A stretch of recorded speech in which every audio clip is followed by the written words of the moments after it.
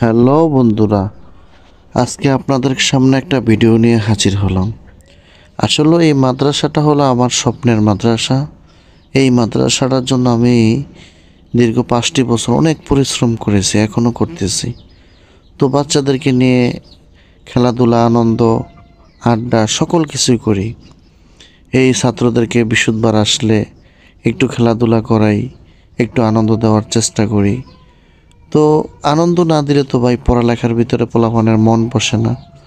এই প্রতিষ্ঠানটির জন্য আপনারা একটু দোয়া করবেন, কারণ এই প্রতিষ্ঠানটির পিছনে প্রত্যেকটা জায়গায় রয়ে গেছে আমার শ্রম, আমার রক্ত, পচা ঘাম এবং আমার কষ্ট ক্লান্তি। এটার পিছনে একটা মহৎ উদ্দেশ্য আছে যে হয়তো দুনিয়াতে আর কতদিন বা বাঁচিয়া থাকবো, তো মরে যাওয়ার পরে কেউ হয়তো একটু নাম লবে যে যা জুনায়েদ একটা কাজ করে থুয়ে গেছে।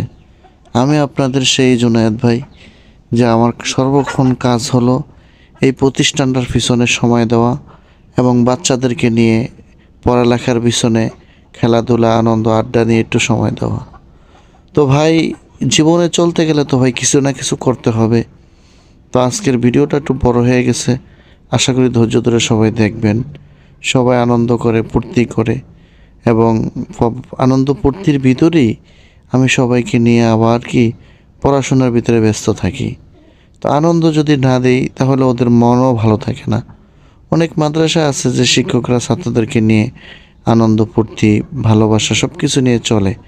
তো তাদের মতো আমিও চেষ্টা করি যে আমার এই সোনামণিদেরকে, কোরআনের পাখিদেরকে আমি একটু নিয়ে আনন্দ করতে, একটু ভালোবাসা দিতে। তো আমার মতো যারা এরকম প্রতিষ্ঠান চালান, যে বড় ভাইরা আছেন, বাংলাদেশে এখন অনেক এরকম প্রতিষ্ঠান আছে। তো সবাইকে বলবো যে ছাত্রদের পিছনে একটু সময় দেন।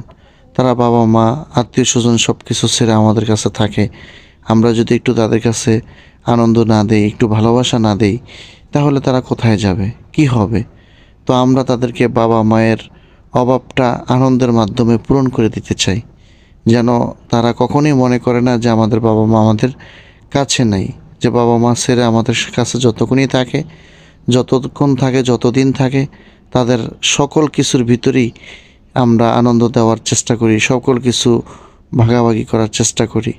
তো আল্লাহ হাফেজ, সবাই দোয়া কর।